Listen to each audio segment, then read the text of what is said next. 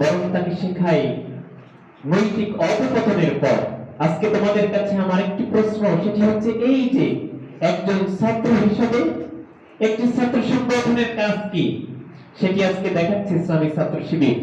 Islamic ছাত্র শিবির আজকে তোমাদেরকে এখানে এনেছে, বিভিন্ন বক্তারা তোমাদেরকে গাইডলাইন দিচ্ছে কিভাবে তোমার জীবনের উন্নতি করবা। কেউ কি কখনো তোমাকে বলেছে ইসলামিক ছাত্র শিবিরে আসো না?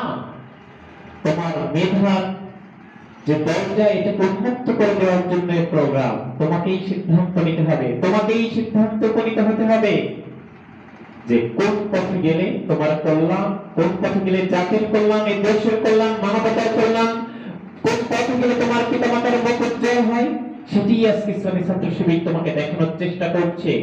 গ্রহণ করবা কি করবা না, এটা তোমার নৈতিকতার কাছে আবার প্রশ্ন রয়ে গেল।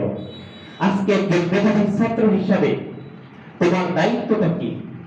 You are so genius, so তাই তোমাকে you have to break this society, তোমাকে এই সমাজটিকে ভেঙে ফেলতে হবে। হয়তো বা বলবা সালমান ভাই এখানে ভাঙচুরের বক্তব্য দিচ্ছে, আসলে তা নয়। তোমাকে এই সমাজটিকে শুধু ভেঙে ফেললে হবে না, and the next customs of the society, তোমাকে সুন্দর আরেকটি সমাজ গঠন করতে হবে যেখানে মাদকের সাইলাভ থাকবে না, যেখানে সিনেমার মাদকাসক্ত হবে না, প্রেমাসক্ত হবে না, দুর্নীতিতে লিপ্ত হবে না, টেন্ডারবাজিতে লিপ্ত হবে না। সুন্দর একটি বাংলাদেশ গঠনের জন্য কাঁধে কাঁধ মিলিয়ে কাজ করে যাবে, এমন একটি বাংলাদেশ গঠনের জন্য তোমাকে আমাকে কাজ করতে হবে। আর ইসলামিক ছাত্র শিবিরের কাজটি তাই, তোমাকে সেই পথ দেখানো। এরকমের লেকচারার বা বক্তাদেরকে নিয়ে এসে তোমাদের মাঝে সেই বিষয়টি ঢুকিয়ে দেওয়া যে তোমার সামনে জীবনের কাজটা কি। ছাত্র শিবিরের কাজ আসলে কতটুকু? ছাত্র শিবিরের কাজ কি রকমের কিছু গাইডলাইন প্রোগ্রাম দেওয়া? আসলে তা নয়। ছাত্র শিবির একটা প্ল্যান মাফিক একটা প্রোগ্রাম গ্রহণ করেছে, যে প্রোগ্রাম সর্বপ্রথম তোমাদের নিজেদেরকে নৈতিকতার মধ্যে নিয়ে এসে একটা সুন্দর একটা জীবন উপহার দেওয়ার চেষ্টা করা। দ্বিতীয়ত, ছাত্র শিবির আরো কিছু কাজ গ্রহণ করে থাকে, সেটি হচ্ছে শিক্ষা বৃত্তি প্রদান, অর্থাৎ যে সকল অসহায় মেধাবী ছাত্র রয়েছে তারা যেন শুধুমাত্র অর্থের অভাবে ঝরে না পড়ে।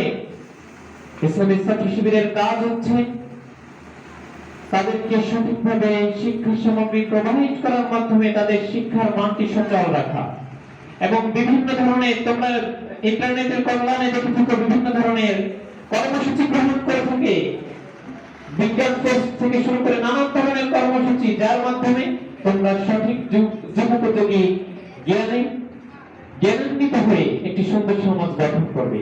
তো তোমাদের প্রতি সেই যে আহ্বানটি রইল, সেটি হচ্ছে এই যে তোমরা তোমাদের জায়গা থেকে নিজেদের নৈতিকতা ধরে রেখে সুন্দর একটি সমাজ গঠনের জন্য কাজ করবে, এই আহ্বান জানিয়ে। এবং তার পাশাপাশি মেয়েরা যারা রয়েছে, আমাদের আরেকটি সংগঠন রয়েছে বাংলাদেশ জামাত ইসলামী, সেটা হচ্ছে বাংলাদেশ ইসলামী ছাত্র সংস্থা। ছেলেদের জন্যই শুধুমাত্র স্পেসিফিক হচ্ছে বাংলাদেশ ইসলামী ছাত্র শিবির। কারণ হচ্ছে অন্যান্য ছাত্র সংগঠনে তোমরা দেখতে পাবে যে সেখানে ছাত্র এবং ছাত্রীদেরকে একত্রিত করার মাধ্যমে তাদের নৈতিকতার অবক্ষয়ের একটা চূড়ান্ত পর্যায়ে নেওয়া হয়েছে।